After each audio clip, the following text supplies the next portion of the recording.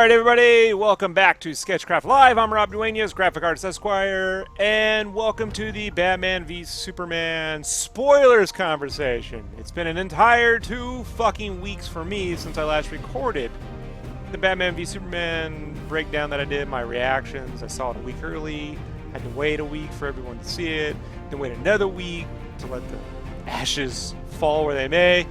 And joining me to talk about Batman v Superman is Brandon Let Heavy James. Say hello.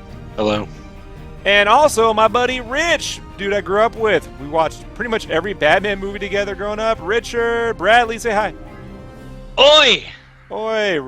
If you don't know Rich, he joined me on the Star Wars, there's a Leia speed paint video in the playlist under speed paints. And we did a 2-hour history on our, with Star Wars. So we covered a lot of Batman conversation in there, coincidentally. So I brought Richard on because, Rich, you were with me with a lot of Batman movie releases, and I thought you'd be the perfect person to talk to in this, like, the 3 or more conversation. So, Batman v Superman. I'm just going to assume at this point everyone here has seen the film, folks, okay? So if you haven't seen the movie, who cares? Let's just go right into it. We all know what happened. I'm just going to lay it down first off, just right out the bat, how everyone feels about the movie. Brandon, 0 to 5 stars, your overall score? I give it a 3. Richard, 0 to 5 stars, your overall score? My overall score. Can I give it points? Like 0.1 this or whatever? You can do 1 Okay. or half stars. Yes. Okay, I will give it a 4.5. And I'll give it a 4-star. I can actually explain that too. So That's okay. Yeah. And then I give it, I'm going to cheat and give it 2 scores. 1 as a film, I give it 2.5. As a Batman superhero movie, I give it 3. Is that fair enough? Fair enough. I totally get that. Actually, Yeah. So, Rich, your push to talk's cutting you off a little bit at the end. So, let's just get right into it. Been a long week. So as of this very moment, the Rotten Tomatoes score for Batman v Superman is 29% critics, Jeez. 71% fans, 70%. It fluctuates every 12 hours, depending on who puts up a fucking review. I have plenty to say at the tail end of this conversation, so I'm going to just let Brandon or Richard, whoever wants to start off, just tell me what you loved about the movie. Just to start out. What do we like about the movie, Batman v Superman? you can go ahead, Brandon. All right. Obviously Batman. Batman was a fucking beast. Yes. Brawler. I loved watching him beat the shit out of people, just running around, stomping them. I mean, he got stabbed in the shoulder, took the knife out, and threw it at a dude, and he stuck to a wall. Like, I lost my shit seeing that. I was like, this is the coolest Batman I've ever seen. And I was team Batfleck, whatever you want to call him, when they first cast him. I was like, yeah, he's going to be a badass. And he did not fail. Like, I loved every scene with Batman in it and Alfred. Seeing them together it made me feel like a kid again when I used to watch Batman animated. And those two would kind of not talk shit to each other, but kind of like he plays the dad figure but doesn't overstep his boundaries. I really liked it. The fight scene between Batman and Superman. Oh, I thought you want to know what I liked. I wasn't sure if you were jumping off. So you were saying the fight scene between Batman and Superman? Yeah. So when Batman hits him with a fucking sink, I thought that was the coolest. That was like brutal. Yes. That was like prison riot shit. Like he broke the sink off and smashed it on his head. Like that's just fucked up. That's good stuff to me. Like, I'm like, yeah, that's right. Just look around. What do you got? You got a toilet? You got a sink? Yeah, break that shit on him. Fuck it. So, I loved everything with Batman. Wonder Woman, obviously. Hello? Uh-oh. Where'd he Wow, go? we lost him. Brandon, of all moments. Looks like he did. No! It's totally Brandon. All right, so Rich, you tell me what you like about. Okay, so Brandon was going off. He was excited, I could tell. And that's the fucking thing I loved about the movie. Right there. Above everything else, the excitement that the movie brought. And I'm not even going to kid you. Every time I got to see even Affleck, and I knew I was right with Kevin Smith when it started. He said, Ben Affleck's going to be a killer Batman. Everybody was saying, fuck Ben Affleck. I was like, no way, dude. That guy is going to fucking rock Batman. Not only did he rock Batman, but he rocked Bruce Wayne. Just the pure concern that he had for what was going on in Metropolis with the Wayne building and what was going on with everything involving him in this pre-story building up to the point where he wanted vengeance was just amazing. The scenes with Batman, with Bruce and Alfred, where Bruce brings him coffee, brings Alfred coffee, literally just like, dude, it's not, he's his fucking butler, but he's like, this is his, his parental figure, the guy that's been taking care of him for that long. And so he brings him coffee, and he brings him the newspaper, and they're chit-chatting about this. And it's not something that he just looks down upon Alfred in those scenes. And that's really important for a character itself, to show that Bruce Wayne is not just some rich asshole who doesn't care about anything. He has feelings and he cares. But then you go into the set part where it's like Alfred's like putting this, he's talking about putting a suit on. He's like, just going out there, you're going to just go out there and start a war.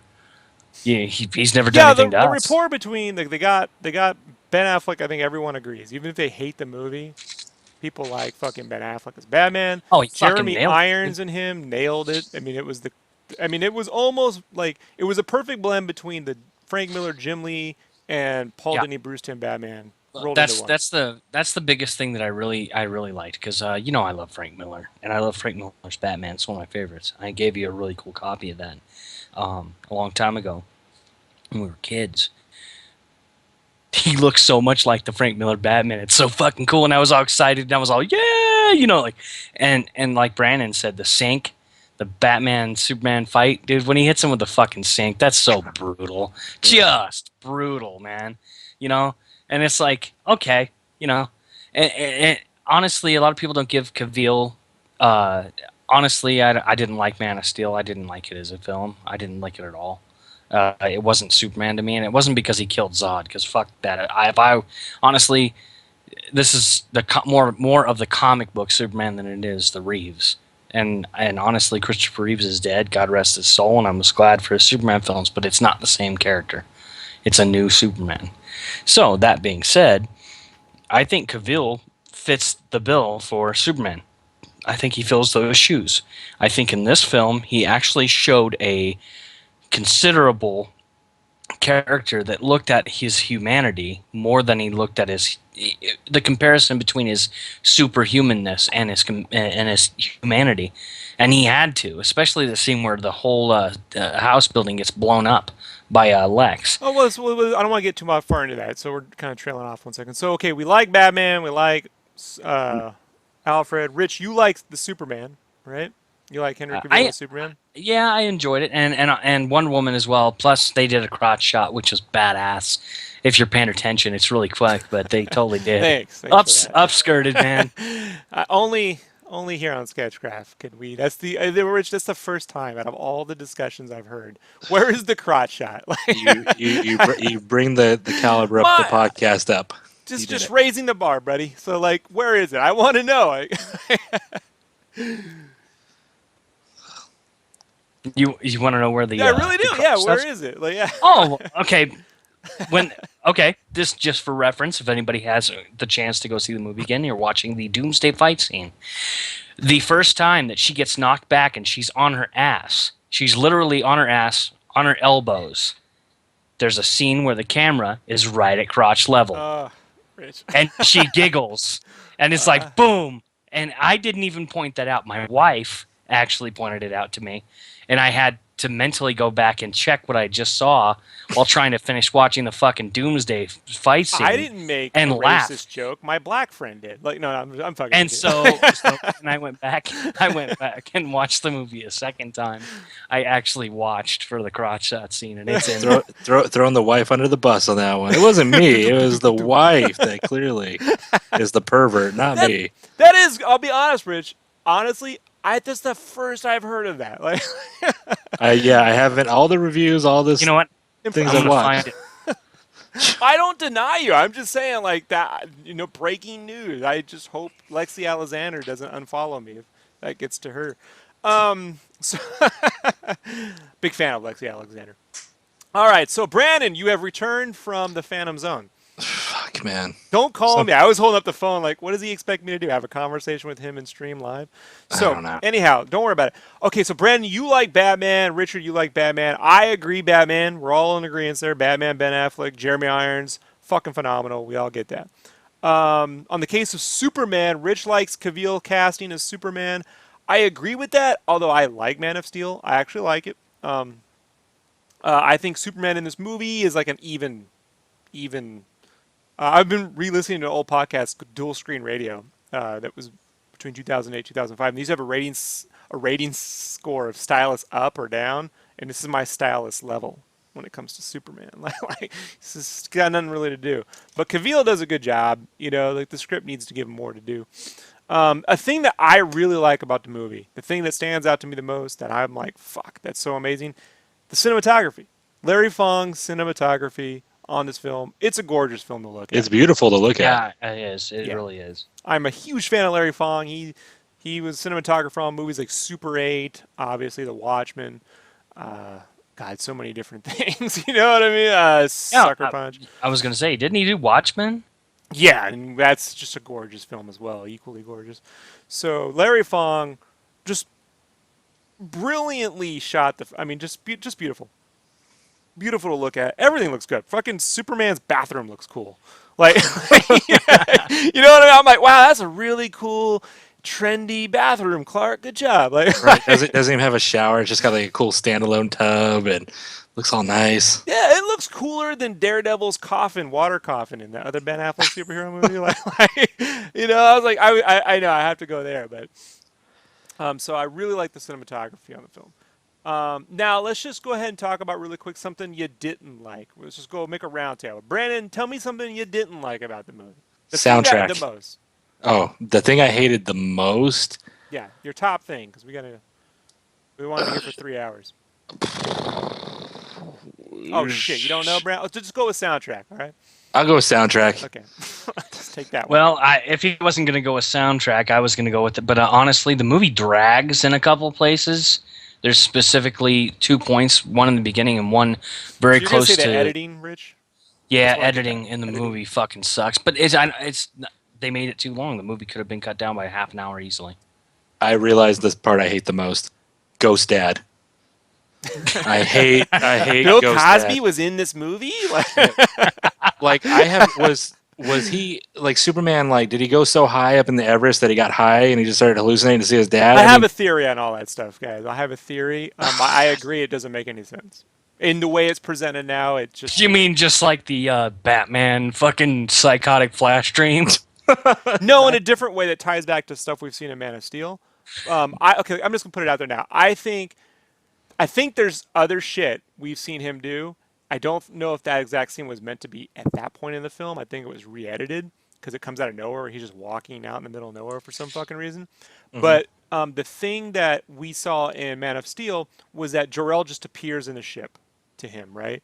So Kryptonian technology obviously uses like some form of like your mind or memory imprint to talk to you in some way, right? Like it might. So maybe the Kryptonian technology pulls the image of his father. So he could be talking to his computer. I was hoping to see some kind of relationship between him and the Kryptonian technology, And that... Okay, there's a problem with your theory though. Like, where's the fucking I'm not saying it was set ship? up properly. Okay, I'm not saying it's ever explained or they ever go into that. I'm not even saying they're doing that. I'm saying that it makes as much sense like as Rich. Jor-El just magically fucking appearing in Man of Steel and leading him through whatever door he needs to go to. You know what I mean? Gotcha. Like I it just know where you're going accomplishes with that. less. I know. It's a scene that easily could have been his mother. know Telling what's him funny? that same story. My theory is it's actual footage from Man of Steel that they forgot to include in that movie, and they decided to put it in this one. Except Kevin Costner aged 3 years. Like even in his death, he just keeps aging. And he has a weird, grisly voice he didn't have in the first film. Like, Kevin Costner's voice went a little... because he's a ghost, Rob. Your voice Ghosts changes when you have become a probably ghost. voice. Yeah. He's almost like a Scooby-Doo villain. You pull off the mask and it's fucking... it's Crypto the Wonder Dog and his crazy friends solving crimes. So, all right. So, yeah, okay. Rich, you don't like the editing of the film. No. I agree with you. The film, you know, people said to me when I first posted my reactions to the movie. I want to go back a little bit, folks. I saw the movie a week early because a year ago I went into this trailer function where if you signed up for the trailer, they were going to play the trailer at the movie theater and you can get a free poster.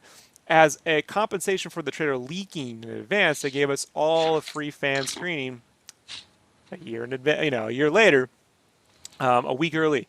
So I went to that, and I thought the hardest thing in the world was going to be watching the movie, and then having to wait 5 more days to see it. And for me, like the hardest thing in the world was watching the movie and waiting everyone else to see it. Because when I came out the film, this theater was packed with the most superhero fans I've seen since the Batman and Robin screening that we went to in 1997. Holy crap! And I've told this story before. It's quite infamous on the podcast. I've even conjectured that if I had a DeLorean, I might go back in time just to watch us having that moment with everybody, like knowing what was coming and no one else Exactly. did. But in this case, people were so pumped for this. I had girls were behind me shouting "Wonder Woman, Wonder Woman" before the movie even started. Like there, I was like, "Fuck," like you can't spoil the movie here. We all seen the trailers. And then after the movie ended, just fucking silence. And half the people hung around to see if there was an end credits, and there wasn't. And then it was like, oh, and then they walked out. Like that was the fucking experience, man. And I just contrast that to just a month ago going to Deadpool. And guys, I wasn't even looking forward to the Deadpool movie. But seeing Oh. Deadpool 3 different times in the theaters and watching the crowds react to that compared to this was like, this felt like a fucking funeral. Like it really felt like, Yeah, oh but wow, we guess we no. did watch the death of Superman in some way. Hold on, I'll let you speak. I just want to finish this before I forget my train of thought. So I came and waited 3 hours. Okay, I got there around 2, 3 p.m. Movie didn't start till 10. I was there for 7 hours before this movie started. I didn't get out the movie theater till close to 1 a.m. in the morning. I didn't record that thing till 3 or 4 a.m. in the morning. I waited 2 to 3 hours. I didn't know what to say because I was like, well, it wasn't like Batman and Robin where I was like, Dave, this is going to break everything. But it was like an exhausting film. So I gave my opinion on it, and people were just like, for someone who gave it 3 stars, you sound like you're exhausted and, you're emotionally drained. And I'm like, well, that's because I was. Like, that's exactly how I was. And I had one guy go, you gave it a 3-star film, and you still didn't whatever, and call me it's not my words, folks, his. You're a fucking fag or something. And I'm just like, dude, I said I liked the film, well, if I didn't like the film, how could I like dudes? I don't know. It was weird. It was weird. The guy did some weird math, that guy. I was like, if I come over there, I wanted Batman and Superman all over my face and neck. I'm cool with that, dude. I don't give a shit. Like, you didn't hurt my feelings any. I just want the editing of that porno structured more better so that I get to climax properly, walk out a happy man, as opposed to a confused and almost like they blew their load too quickly man. So, wow, that just went off on another tangent. But that was a weird review I got. And I already knew that at that point, no one wanted to be. I felt bad for Drew McWeeny. We had that whole conversation, Brandon, about Drew McWeeny coming out and Right. talking about their initial reaction to this movie are going to be mixed. And the whole internet jumped on his fucking case. And so this was going to be an experience. Now, Rich, did you see the movie that weekend? I went and saw it opening weekend. My What buddy was Drew the came up. audience reaction? Before, Um, after, during, just a quick skim. Like, what was the vibe? Before, the theater was kind of buzzing. It wasn't packed, and it never really is. You have to understand that I live in a fairly rural area, and so people coming out to the theater, it's not a big city. It's Pueblo, Colorado, so it's smaller. There's other places you can go for IMAX up north, which is probably where I should have gone. But theater was kind of buzzing. It wasn't really, hopping. But we got in there, and the theater was packed. I mean, it was already packed when we got in there, so they let in before we got there. And I don't know. At the end of the movie, what was it like? Was there clapping? Did people just leave? During the film, people were like, wow, there was ahs and wows and holy craps. And at the end, there were some people that were just like, what the hell did I just watch? I'm not even kidding. It's weird, middle- right? In the middle of the sequence, when Batman has his random dream, like half the theater, and I'm not shitting you, went, what the fuck is that? Even what Bruce just Wayne goes, happened? "What the fuck was that?" Like, Yeah, I know. I was like, what the fuck just happened? So at the end of the film, a lot of people just walked out and was kind of disappointed, but I was fucking stoked. Okay, so now Brandon, Hmm. what was the vibe in the theater when you went in, during, and then after? People were pumped. I mean, I was wearing my Batman shirt. Other people had Batman, Superman shirt. Some guys had, the white button up, opened up with the Superman shirt underneath. I mean, it was a pretty good mix of like nerdy and casual people, and they were all excited. It started. A couple people clapped. They were like, "Whoa," being loud and shit. And at the end, they were still pretty loud and happy. There was a few that, I could see on their face they were just like, "What the fuck?" But oddly, there was a lot of people who really enjoyed it. I saw it in IMAX 3D, and I left happy. I left happy, but also going into it, I kind of all the negative reviews throughout the week, just all the people hating on it in the first couple days, it put me in a weird mood of just like, oh, maybe it's not that great. So seeing it though, I forgot all about that. Cheered me up. I was happy. Uh, That's how you were. How was everyone when after the movie though? Like, same thing. It was a mix. Like I said, I could see some people were pretty. I could see them bummed, like in their face, but a lot of people were happy, cheering, smiling. Uh, Yeah. it I wasn't. think It it's wasn't. It wasn't downtrodden. there So, was so. a group of Brandon, fans that coalesced right outside the theater when I got out because the theater uh was empty. It was at the Mission Valley 20, Rich. If you oh, get a okay. kick out of that, right? So, like, I that's what I was going to ask, Brandon. Where do you live at? Where do you reside? What's the general I live demographic? in Chandler, Arizona, so it's like a pretty good Okay, size part of okay. So close to Phoenix and stuff. where I live at, the demographic is kind of like, "Hi, Baba, let's go get drunk and fuck some sheep." That's basically Okay, the that's general. okay. Thanks, Rich. I hate, dude. Like you're talking about going to a movie with a crowd of people who were like like-minded, people Hmm. who have like I went to the theater with people that not necessarily they're kind of like stuck between yuppie college kids and rednecks. So it's like I didn't see as much of the I had paraphernalia, a the Superman, Batman stuff. I And had a so very diverse crowd. I would say half the crowd was Latino. I mean, I was shocked at the Latino community that showed up. I mean, not really, because I remember Rich when the death of Superman occurred, like, and they were like, lines in Mexico have formed for 3 miles for the death of Superman. I was like, really? They like Superman in Mexico? And it turns out like Superman is numero uno in fucking Mexico. So we yep. had a huge Latino crowd. And then about even on black and white ratio, because San Diego's a pretty diverse area. Brandon is mostly white dudes and Latino, right? Yeah. So his theater, I've been to that one, and that's pretty even mix. Mine's white and Latino, just like that. Mine generally. But I would say like it's a strange movie in that there was genuine cheering, genuine happiness during the film, and utter confusion and Yep. disappointment at the end of it. Like, and I've never, the closest I can describe that feeling was like the end of Revenge of the Sith, where I'm like, I know I just saw a lot of money on that screen, and I know I got some, See, I got some cool scenes, but I just feels like a hollow win somehow, like it just so feels you equivalate it to movies, and I can only think about one thing. Like that, it's literally like when you lose your virginity. You're like, this was supposed to be a monumentous moment, and then at the end you're like, what the fuck just happened? Like literally, that's what you're describing. And so for me, the biggest single disappointment of the film is the story. It's not that Yep. the things that were in the movie or what they were trying to accomplish was the wrong way to go. It's just Okay, the way but they went about it. The way they yeah, but went to do it just you went being a nowhere. huge Superman fan, you being a huge Superman fan, and I know how much of a Superman fan. What about Lex Luthor? What's your take on that, though? The motivations for Lex Luthor make absolutely no sense. The world building around Lex Luthor make absolutely no sense. Lex Luthor is almost like when a screenwriter. The Lex Luthor in this film is like when a screenwriter writes about computers, they just throw it in to kind of solve all their problems. Like Luthor just magically did shit. Why would Luthor keep a bunch of his high-level security computers next to his kitchen? I mean, just shit that I don't fuck. None of it makes any sense.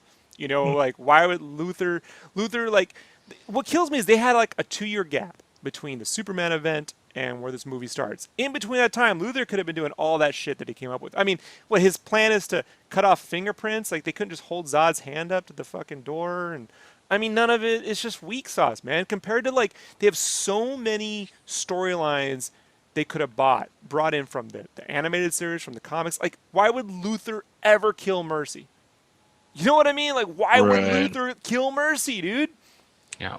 He should have looked back and been like, Mercy. Someone make a fan edit where they just fucking cut out Mercy from that room so she didn't get blown up. Because I'm like, that's the easiest fix. Just fucking take her out because she shouldn't have died.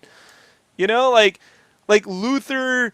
His plan is to gaslight Superman. I mean, look, and I'm gonna get into this later, but the movie as it stands now doesn't allow the character. Here's how conflict works, folks. Right in storytelling, protagonist has a goal, antagonist has a goal, and those two, each person's goals force them into conflict with one another. When you have someone like Superman who wants to fucking do right by the world and save everyone, and someone like Batman who's at a point where he's so scarred and broken, wants to grip the world in his own fist and force evil. Doesn't matter what. I can't let people hurt one another. You know, gotta fucking stop evil. You know, they could easily collide in just their mentalities, their mindsets will collide naturally. Luther could be that thing that, you know, just helps facilitate it, but ends up going further than Bruce. Like Bruce goes, well, now hold on, man, I don't want to fucking rule the earth. You know, Lex like, what? Sure we do. Wait, you don't want to rule the earth? I mean, Luther could be more than this, and it's a bad, doesn't make any fucking sense plot gimmick. I mean, like, what's Wonder Woman looking for? Luther has a photo. Luther has a photo, you know, like that's it. Like that's all you got. Like Luther has. I a got photo. photos of Wonder Woman. Right, apparently, I mean, it's just, I mean, it's just, it doesn't go anywhere. There's no reason. And Luther's writing letters to Superman and Batman in the same red Sharpie. You know what I mean? Like he can't even fucking hire someone. He can't get KGBs to just use a yellow marker. Maybe like remember on the posters, like the yellow writing on the Batman posters is all in yellow and the Superman's all in red. Like, Yep. like what if the yellow mark? I mean, I don't know, guys. Like the yellow marker could have been on Batman. Or we all thought when we watched the trailer. Here's what I felt when we watched the trailer. The theories that were fans came up with watching those trailers, the Batman v Superman trailers, posed a better movie than the one we got. We were Yep. like, we're watching the trailer, like, oh, Joker must be sending fucking letters to Batman this whole time while he's in jail, just egging him on because he killed Robin, and you know, and because Batman quit, Superman shows up, and that means Batman, in a way, let Superman happen, and Joker could be just fucking with him. That doesn't happen. You know, like that doesn't happen. Actually, it does Lex because the Luthor. way that Lex was played was basically like a ripoff of Heath Ledger's Joker. Yeah, he was playing it like, but it could have actually been Joker this whole time, right? Fucking with Bruce. Oh yeah. But then Lex is writing Superman. Why would Lex know who Clark is and not do anything about it? More to the point, why would Lex have Batman fight Superman if he's building a Doomsday? Makes no fucking sense. If you want to do it, this guy will do it. Well, the Doomsday would have come down anyway. Like, this thing would have how would he even know how to make a Doomsday that quickly? You could have been building a Doomsday this whole time, or a Bizarro Superman at a Zod or fucking something. I got some ideas on that. I don't want to get into. I thought they were going to do that. Honestly, I thought they were going to build a Bizarro Superman with Zod and use Lex's DNA and they give him, don't like, know what they were little going to mastermind. I think they were making a movie called Batman v Superman, and somewhere in there, a studio said we gotta fucking throw in this other shit. And then the year of remember this movie was delayed a year. Then the year of production awaits, and they throw in all these extra scenes that don't make any sense. The fucking looking on the computer shit and everything else. Where you're just like, if you start from the movie, folks, stop watching movies front to back. Watch them back to front, and you'll see all the holes. You know, it's a fucked up. It's when you proofread text. If you're ever gonna proofread like documents, you read them backwards to see the holes in the writing. You can do it on a movie too. You start tracing the end of the movie backwards, and it kind of really just falls apart. So that being said, the movie's well cast. You know, like even Jesse Eisenberg could have portrayed a pretty good Lex Luthor if he had something to do. However, he didn't. I mean, fuck, I would have killed for Michael Rosenbaum at this point. Just fucking Rosenbaum, just show up, you know? Like, the only good part of Smallville, that's it, was that guy. Dude, honestly, dude, like, Lex was totally overacted. Zack Snyder didn't rein it in at all. He just let him go nuts, and that was wrong. And honestly, and I was going to actually mention Smallville, Lex in Smallville is the spot-on Lex Luthor. He's suave, he's knowledgeable, he's money savvy, but he's also totally fucking insane in his own right. And that's what should have been in the movie. Yeah. Something like that. Not literally like Heath Ledger's legacy passed to Lex? And the only answer I have for that is that maybe Darkseid got a hold of him and made him insane. And But then, that's and it. then you don't need some. Here's my problem, right? Inherently, you have characters doing things because they were forced to by some other character, and that isn't compelling. You know, we want to see Anakin make the wrong decisions in Star Wars because he made those choices and he has to live with them, not because he was Yep. manipulated into it, you know, through Yeah, I the wanted to see Superman Force fight or Batman. some weird shit or bad writing.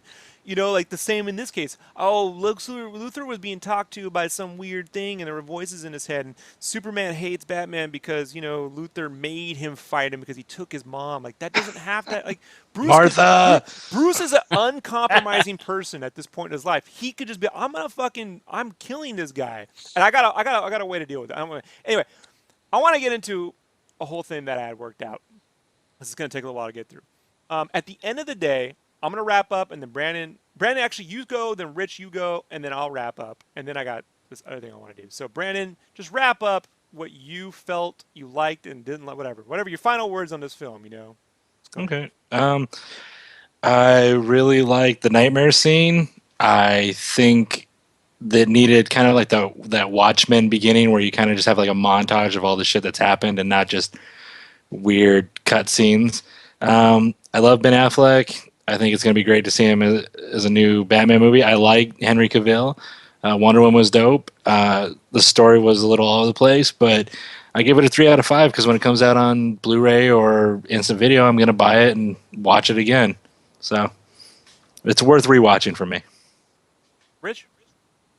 Can I say something about the dream sequence real fast? Because unless you're a total comic book nerd, you won't get that. Superman Red Sun. That's where they're all dark. The guys in the background look like Genosians. Those are Darkseid's minions. They're called. Oh, I think they're called what? Parademons.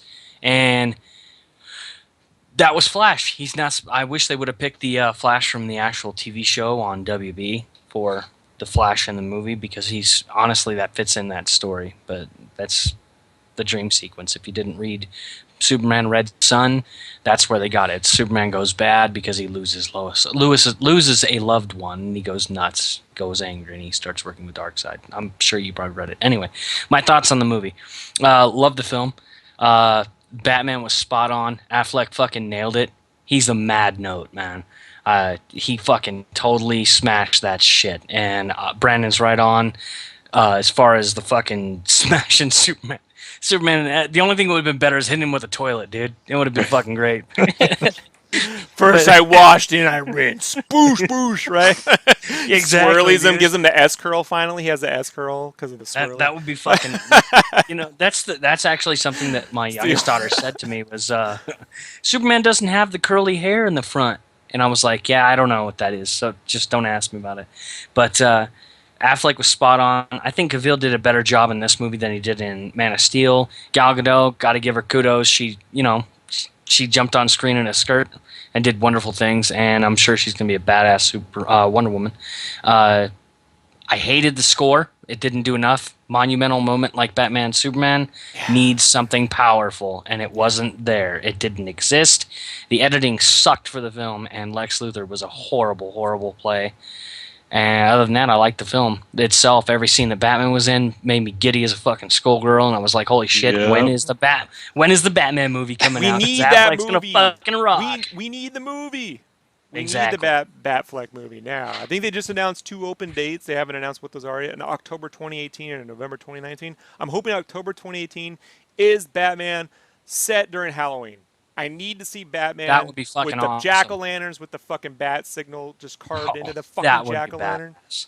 I need that, guys. Like, I fucking need that. Because honestly, and Christian Bale's voice, the "I want a cookie," yeah, it doesn't work for me. I am Batman. I want a cookie. All right, but anyhow, yeah, we all agree on that. I like Gal Gadot. I like Jeremy Irons, Ben Affleck. But yeah, we all agree on that shit. So, okay, folks, I want to get into this. And the reason why I'm trying to keep this separate is because I'll probably edit this into its own thing. So, I just have an inherent problem with screenwriters who, how do I say this? I felt like the screenwriters for this film, whoever it was, Chris Terrio, whoever worked on it, because I believe there's a bunch of uncredited people, producers. I believe the movie to me feels like when a screenwriter writes about computers, and you ever go into a movie, all of a sudden they're talking about like CD-ROM capabilities, and oh no, they're using like Norton antivirus to hack into a government computer, and you're just like, they fucking don't know what they're doing. And so to me, this movie felt like a guy who, it felt like a bunch of people who like read about superheroes and then decided to give us their interpretation of them versus, you know, the tried and true, like the versions we would love to see the most. Like I believe that Ben Affleck, is the most honest interpretation of Batman because that's the version that Zack Snyder and Ben Affleck and everyone agreed upon. Everyone else, I just think, was the invention of somebody else. And what's suffering the most from this movie are character arcs. There aren't complete character arcs. The world building isn't here. Zack Snyder does not do a good job about world building. He just sort of throws stuff out there and lets you kind of figure out the difference. And in an age where Marvel, say what you want, folks, Marvel's done a pretty damn good job of world building their universe. Star Wars, hey, say what you want about the prequels, they world build. You know that this is Coruscant, this is Naboo, this is fucking Tatooine, this is Hoth. We know what that shit is. In this movie, you don't realize Gotham City is right across the street from Metropolis until like the Lex Luthor scene. Where he's like, oh, that over there, that's fucking Gotham. And the only reason why I surmise that exists in this film is so that Superman could see the bat signal in the background. Like that's the only reason. When there could be so many great character-driven reasons for that to exist. Rich people over here, poor people over here. Like Jersey versus New York. There's so many reasons why that could exist, and they don't serve anything that help enhance character arc. So what I've done is very quickly just say, look, let's say, Rob, you were tasked with taking the events of this film. That Batman is going to fight Superman because of the events of Man of Steel, and eventually they're at the end, they're going to go, and Batman's going to help create the Justice League. And you got to fit Doomsday in, Rob, somehow, right? And it's got to have Lex Luthor and Wonder Woman. Just taking that, and in literally 40 minutes before the show started, just writing down my basic ideas on how to do that aren't so convoluted, okay? I'm just going to pitch you all a basic idea, Rich, Brandon, you tell me what you think, right? So you open the movie hard, right, with the Man of Steel sequence that's already in the film. Just automatically Bruce Wayne dealing with the events of Man of Steel because that's where we last left off, Man of Steel. Show that sequence, boom, and then it cuts to the credit sequence. The credit sequence, we take something Zack Snyder did brilliantly in The Watchmen, and that's where he shows 50 fucking years of history during that credit sequence. The man directed music videos. He knows how to tell a story with music and words. Mm-hmm. So in that credit sequence, you start in 1939. You start with the Justice Society, Wonder Woman, The Atom, Flash, Green Arrow, fucking Dr. Fate, Hot Girl, Sandman, whatever. Or you can pick and choose what you want, but you got to have Wonder Woman in there. World War II, Wonder Woman versus the Nazis, fucking them, the Justice Society, fighting and kicking ass like New Frontier did. You show the fall of the Hitler, the rise of the Cold War, communists, all that shit, and then instead of the communist scare, there's the meta-human scare. Right, on Earth. Any one of us could be a superhero. There's instead of the nuclear arms race is the meta-human arms race, right? And they have to disarm. They have to get rid of the heroes. In the way that the Dark Knight Returns, somehow in their history, they forced the heroes to disappear, right? And the only thing left was Superman. And in this case, they just force them to disappear, which leads to a rise in crime in the 70s and the 80s, which cuts to Bruce Wayne in the 80s. His parents are murdered from that rise in crime because there were no heroes anymore to stop anything, and the government wasn't doing shit, and the fucking world went to hell. Then Bruce, shows him becoming Batman, right? Being Batman, training the kid, growing up, fucking getting Robin, right? The death of Robin occurs in the credit sequence. Joker, all that shit. And then Batman quits, the 10-year gap. Fucking, you can quickly show the scenes of like Zod, that Zod video from Man of Steel. Bruce seeing the events, quick shot of those Man of Steel sequences, and then the aftermath of that. Of LexCorp rebuilding Metropolis, Bruce deciding to fucking be Batman again, rising back up, going back to the thing, he's mentally you got to place the shots of the destruction of Metropolis with the murder of his family. You need to show how he connects the two, and that he quit, there was no one to stop this threat. He sees that the superheroes that were forced to go away that led to the death of his parents inadvertently is the same as him quitting, right? Because Robin died. And now the events of there's something outside of this planet that could kill everybody. And it's broken him. He's decided to I'm going to kill people now because these people, they have to be stopped. You know, I mean, Superman kills Zod. I got to kill these fucking people. I got to find a way to stop this alien threat. And you see this. So on one hand, you have LexCorp rebuilding Metropolis. On the other hand, you show Clark rebuilding Smallville as a man, not as Superman, but as a normal person. You know, showing him cleaning that shit up. The government wants to call up on Superman to answer for the destruction of Metropolis, while you simultaneously see finally the return of Batman. And you end the credit sequence with the Daily Planet headline, "The Dark Knight Returns?" ? You know? And that's the opening of your fucking film. And you have this, you already know that fucking heads are going to collide, man. You know? And so Superman answers to the government. The government wants an end to the Batman. They're seeing the rise of superheroes again. Superman's appeared. The Batman's returned. He's fucking wrecking hell on Earth, on Gotham, just to get back into shape, basically. You know, just cleaning up the fucking streets. They mentioned the Justice Society shit in World War II. You see pictures of Wonder Woman in there with the Justice Society. So I figured this, right? So Luthor and Wayne Tech co-develop a joint thing to protect the Earth from outside alien forces, or maybe even Superman. And it's Metallo. They get the kryptonite could be the shit that powers the ships. It's not growing on the sides of the ships, the Kryptonian ships. It's what powered those ships, right? It's nuclear irradiated whatever. It would fucking kill Superman, obviously, right? So it killed just about anybody. So the basic Bruce's so Luthor has like even a kryptonite ring. They decide to make this Metallo army, these bots, like the Iron Stark, robot, Iron Man protecting the world, powered by kryptonite, right? So basically, you're talking about Ultron powered by kryptonite. Yeah, but you could use the Metallo thing, and it's controlled by a hive mind that Luthor developed, right? So Bruce built the bots using bat technology, or the bat suit technology, right? That he's co-using to fight Superman himself.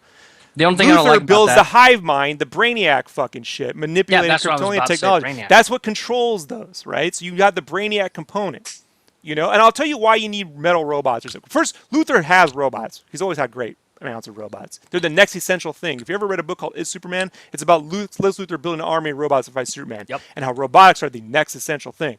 So I'll explain to you why you need an army of them at the end. So just very really quickly. So let's just stop there 1 second. Do you have any questions about that opening? Like, am I way off the mark? You know, I'm not saying this is the movie you go make today, but I'm saying that if you sat in a room and you pitch shit, like this actually sets up the fucking universe. the concept that you have is perfect. Like, develop a concept from beginning to end. Here's your concept. You want to make the Justice League? Here's a backstory. You develop that in opening shots of the film. Using Man of Steel is a perfect example. That's a good way to go. The thing with Lex Luthor is, and I had this question, so far I'm enthralled here. Brainiac's a real big Superman nemesis. He's from he's part of the Kryptonian mythos. So does Lex like steal this from the technology? What? Where's Brainiac? Yeah, that's something you got to work out. Like, I think that it should be small steps. I don't think you just unleash Brainiac on Earth in one movie. In the way that I felt Ultron missed the mark in that Avengers movie because they threw it in one film. When Ultron, the seeds of it should have started in Iron Man 3 as one small thing that grows throughout Phase 3. Was that Phase 2? Phase 2. And then culminates in what Ultron becomes at the end.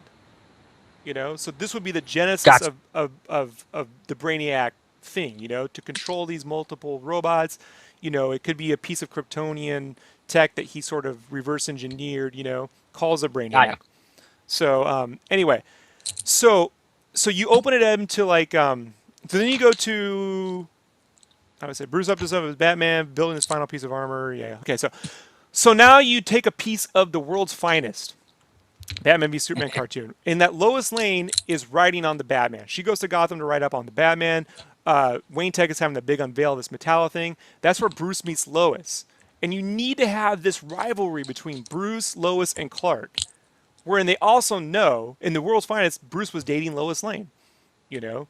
So, and Clark knew who Bruce Wayne was immediately. So they got to somehow develop this little bit of tussle between the three. You know, you can't just, and I'll explain to you why. But there you unveil the whole fucking Lex Luthor Wayne Tech situation. You need some kind of inciting incident, which I don't have yet. An inciting incident is something that occurs that is a call to action. Okay, and I don't have that right yet because I fucking made this shit up. So, but Lex has a belief that the Kryptonians are responsible for the metahumans, right? And that they are still hiding among us as they were in the 50s and 60s. Like they're still out there somewhere. And then maybe Kryptonians were responsible for creating them somehow because he knows they're older, doing the math and whatever. And we know that to be true because in Man of Steel, we saw that empty casket, right? So maybe there's something to that. Now, Wonder Woman arrives into town, right? And greets Bruce. Bruce knows who she is because he was Batman for like fucking 20 years. You know what I mean? He knew who she was. Because he's fucking Bruce Wayne. He'll have done the math on who was superheroes and shit. She's still around. Basically the point of the Dark Knight Returns was that Batman had to have an extra superhero to help him fight Superman, and that was Green Arrow. In this one, it's Wonder Woman. If you're gonna have someone help fight someone, you bring someone who's pretty fucking strong, and he calls in Wonder Woman to help him take down fucking Superman. He explains to her that these guys could be the next Hitler. Remember World War II? We got an army of these guys. That speech Luthor gives, that's weird. Bruce says it to her. You remember all those wars you fought in? These guys could fucking rain shit. And she goes, well, you know what? I've been having visions of an apocalypse, right? But we know what's that mean, right? When we hear apocalypse, we're thinking actually dark side shit for the fans that are out there. Right, but she sees an apocalypse. She doesn't know what it means yet.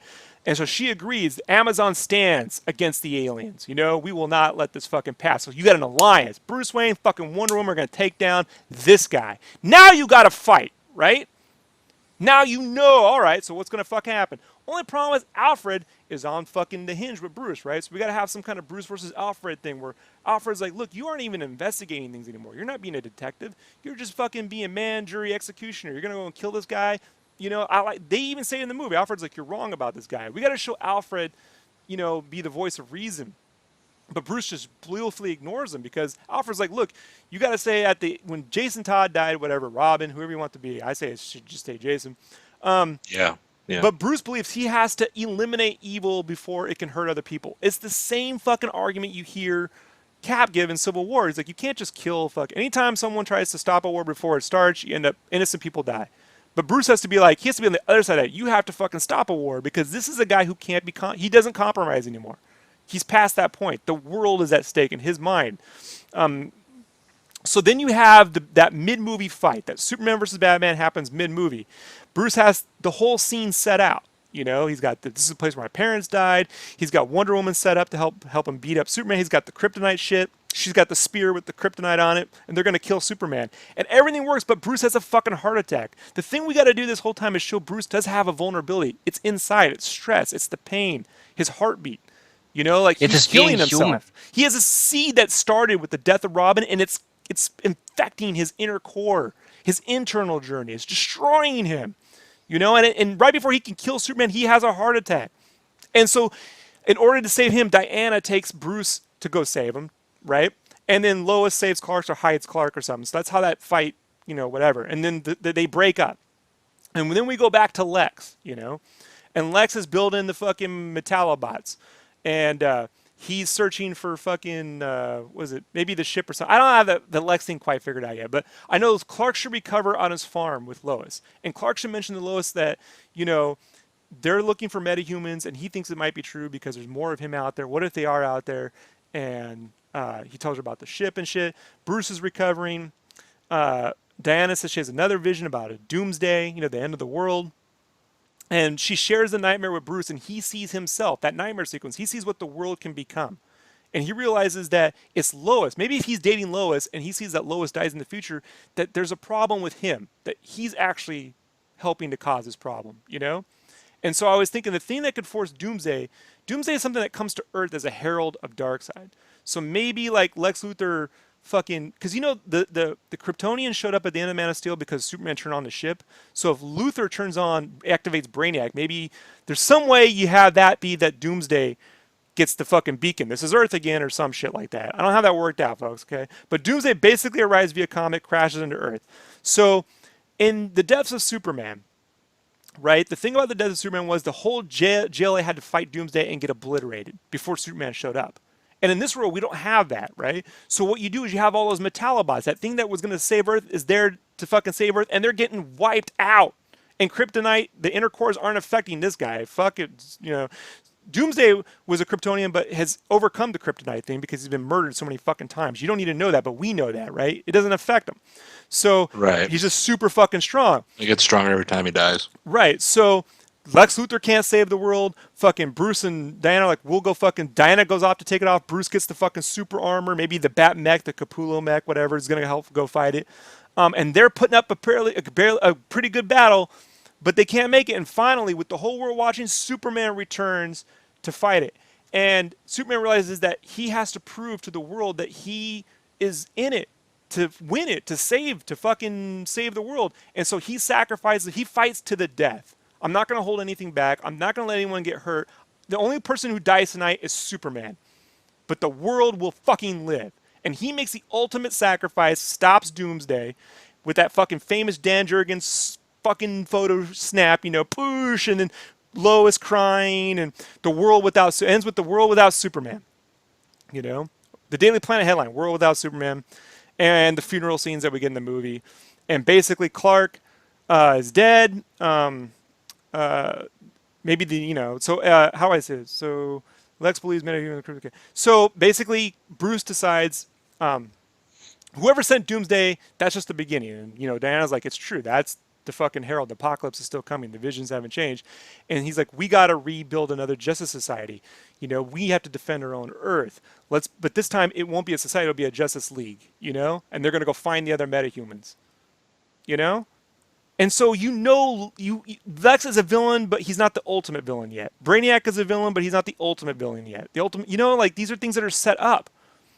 And you have the same fucking ending, only, you know, like, there's just motivation for it, you know? And so, like, I'm not saying I'm a world's genius writer. I'm just fucking saying that you could sit down in a room with people who get paid millions of fucking dollars for 6 months and figure these arcs out. That from the beginning of the movie they're broke, and at the end they're united. You know, and with cause that makes sense, with cause that comes out of the inner core, the inner journey, the hero with the 1,000 faces, Joseph Campbell. And so I just wanted to say, you know, like, here's one guy out there saying, like, here's how you could take the same scenarios and structure it in a way where it could happen. And I'm not saying that exact story is perfect, but I think that's far more than what they had the entire time, you know. And it's just sad to me because I know that's a movie Zack Snyder could make. You know? Because The Watchmen's fucking awesome. So it takes the best parts of The Watchmen, the best parts of Man of Steel, and then also adds that through line, the Batman through line, because he's your protagonist in this film. Whether you like it or not, folks, it's not Man of Steel 2. Batman is a protagonist, you know? And so you set that up. You world build Diana as a second character, and then, you know, but the whatever. movie is called Batman versus Superman. It is not called Superman versus Batman. Yeah. So Batman still wins that middle fight, you know, and at the end, Superman decides to sacrifice himself to save the world because no one else can stop that threat. That's what he's there to do. And there you go. And then at the end of the movie, Superman gets a statue. Not at the beginning when they all hate him, which doesn't make any sense. So whatever, folks. Like, that's my rant. Huh. You know? Any thoughts? Anything to say? Well, now that you mentioned the statue part, yeah, that was a little. I think that whole thing was only made for that guy to climb it and right. spray paint on it. But at the end, Superman gets it. Like in the world without Superman storyline, Yeah. then he gets the statue. Yeah, when he has that eagle on his arm, the bald eagle or And whatever. so all that stuff we saw with the computer and shit, you can do a better version of that in the opening of the Justice League movie, where it's Bruce and Diana meeting all the different characters, and maybe, you know, whatever, they can put it together in that credit. You can use these credit montages that Zack Snyder's really good at doing, you know, to tell that backstory as a music video. Like, he's really good at that. Like, he could have done that in this movie, he could have done it in Justice League, and then we could just focus on the core of the film. He could have done it in Man of Steel, but he didn't. Yeah, it didn't. It was weird the way that film was edited. That means that Zack Snyder doesn't actually do that. It's something he could do, but he doesn't do that. To me, he's like the Michael Bay of fucking superheroes, dude. Well, I can't argue with that. You know, I can't. You know, I really can't. And like, I mean, seems Michael Bay, like, sort of for the most part, got Optimus Prime kind of right, but everything else is fucked up. You know, like, Well, he can have great moments, but it gets lost in all the blowing up and rampage shit. Yeah, what I'm thinking is Zack Snyder is like a little kid in a candy store. He just gets so overwhelmed with what he can do, and what he can't do doesn't play into the factor. He just goes, ooh, jujubes, ooh, rock candy, ooh, M&Ms, ooh, chocolate, ooh, and it keeps going and going and going, and he doesn't stop to think about what he shouldn't do.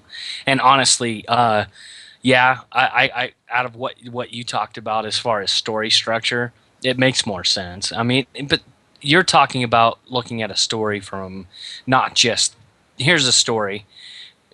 You're also looking at it from the perspective of this is supposed to be the stepping stone, the foundation of where DC starts everything from phase 1 to phase whatever the fuck they want to call it till they reboot it all.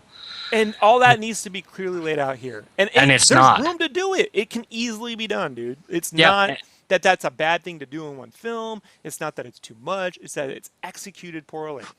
Right? yeah. Oh, I totally agree. Actually, I totally agree. I still enjoyed the film, and I still give it a 4. But that's just because I really enjoyed the Batman aspect of it. That the only Right. reason why, like where you give it a 2 and a 3 as far as the film and a Batman film, I give it a 4 just straight out because Batman's in it, and you know how I feel about Batman. So I And I would. can't argue with you. You know what I mean? Like that's your. I get why you feel that way. See, I was telling people on the stream the other day. I said it's not like when we watched. Okay, we watched Batman Forever, and we're like, well, Robin's cool, and there's some cool fight sequences, but the car's weird, and the world's weird, and like whatever, and the score's horrible, but okay, I can kind of live with it. Put Batman and Robin way fucking wrong, like not holy anywhere rusted right. metal, Batman. This is somewhere between like Batman Returns and Batman Forever. It's somewhere between there, in some weird No, nebulous zone, dude. not that Where bad. there isn't enough No, Batman in Batman Returns, no, it's right? not that bad. I got to agree, Brandon. It's not that fucking bad, dude. You need to. It's not that bad It's somewhere between those. It's somewhere, for some you, weird. For me, it is. It's somewhere between. dude. Where do Brandon's you where do kitchen you sink. where do you Brandon's put kitchen sink. where do you put the last Nolan Batman movie compared to this one? Like, Fuck. because I did not like the Nolan. I mean, I like the Dark Knight because People of stood the up and cheered Joker, at but the end of Dark Knight Rises. Say what you want. No one stood up and cheered at the end of this film. And that isn't because of the interpretation of Batman. That's because the film is. I think they both have very similar flaws. I think Well, the problem with the Dark Knight Rises, and that's another conversation. We're already trailing it into an hour. yeah, It's but I another just, conversation. Is that it's too much movie for one film, and at the end of the day, that wasn't the movie they planned to make anyway. But he let died. So arr. it's. Dude, I'm I would sorry. This rather. veins I fucking would suck. probably rather watch Batman v Superman, right? okay. But as a movie that flows, right? Batman, The Dark Knight Rises is a complete film. You don't have to agree with it, but it doesn't feel Mm, like, well, they just throw that weird shit in. I could say, well, it doesn't take enough time in certain areas. I think it could be a situation where, they destroy Gotham, end the movie, and then at the beginning of the second movie, it's no man's land. Gotham's ruined, pumpkins everywhere, Scarecrow rules the streets. I don't. Yeah, but Fucking that can't be in his world. That could be in the Zack Snyder world, but It not could the have been Nolan in world. Nolan's world, bro. There was some. No. Batman Begins has Bruce Wayne under the effect of the fucking fear gas, and he's got black ooze coming out of his mouth, and there's fire breathing horses and shit, bro. Nolan's fucking idea If of they saying, filled the streets of Gotham City in The Dark Knight Rises with fear gas, people would hallucinate all sorts of shit. I went and saw You're out Batman your vs mind. Superman twice because of the Batman scenes, "Yep, and I was okay with it. Great, but you asked me what I thought, I and know. I'm telling you what I think. I think they're both similarly flawed films. I, However, at the end of the day, look, I told Rich this once, right? Concerning Star Wars, I spent 16 years trying to figure out how to save Star Wars from George Lucas, and at the end of the day, none of it matters, man. I'm one fucking guy. I don't have anything to do with it. I got to go in there, see this film, and go, do I want to see that again? And the answer is no. I saw The Dark Knight Rises twice, and I still think there's some corny ass fucking acting from fucking what's his face, uh, and the third act completely falls apart. But I love Catwoman, you know, and I Yeah. like a lot of the Akira references and the cinematography. I all the things and I love the score. The thing that Dark Knight Rises has is that this doesn't have is a badass score. So I will yep, fucking in the that I music agree with." department, dude. It's fucking awesome, you Hmm. know. So Yeah. I at least got that, and I don't even get I get like snippets of a cool Wonder Woman theme and no Superman music, but a couple piano riffs, and the worst Batman sound design I've ever heard, dude, since Elliot That's okay. Goldenthal. I'm gonna fix that because as soon as I get it on Blu-ray, I'm editing the fuck out of the film. And I'm not shitting you, dude. I want to watch, see what you come Oh. up with. I'm fucking editing that movie, dude. It's the first time I've ever been so adamant about something. I mean, I can even get by with fucking the prequel and go, whatever. I just don't have to watch them anymore. But this I like so much, and I see where it could potentially be this epic fucking film that everybody should have got. Sure. This is the film that Batman, you're the hero that Gotham shouldn't have got. Fucking stupid. Oh my god, I hated Bane. I fucking hated Bane.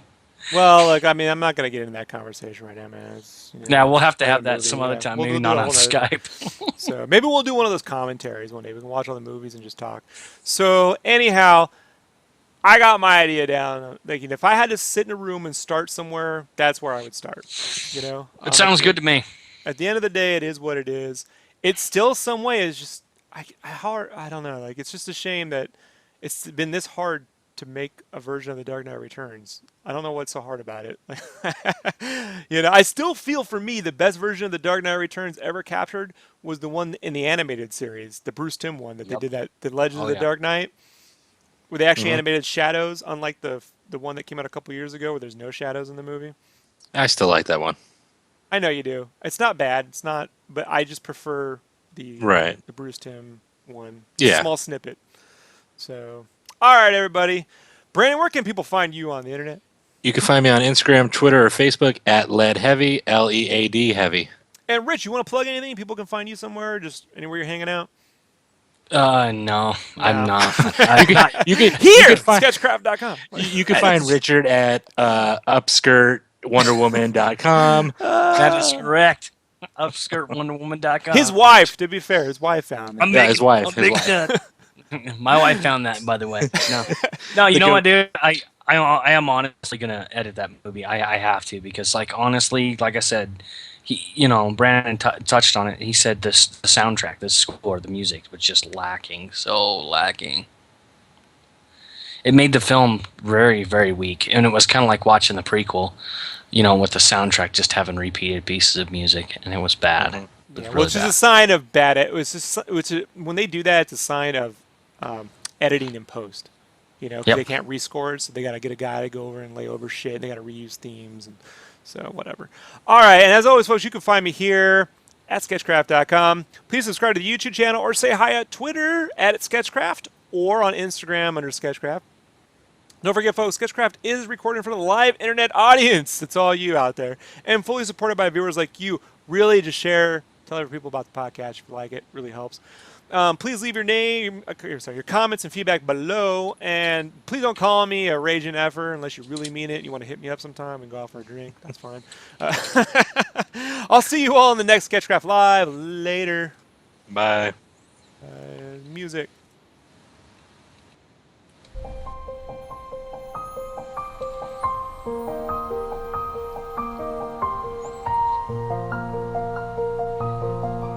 This is very disobedient music. Music is playing right now. I can't hear what it. Richard just said. This is still recording, right? I don't hear any music. I know.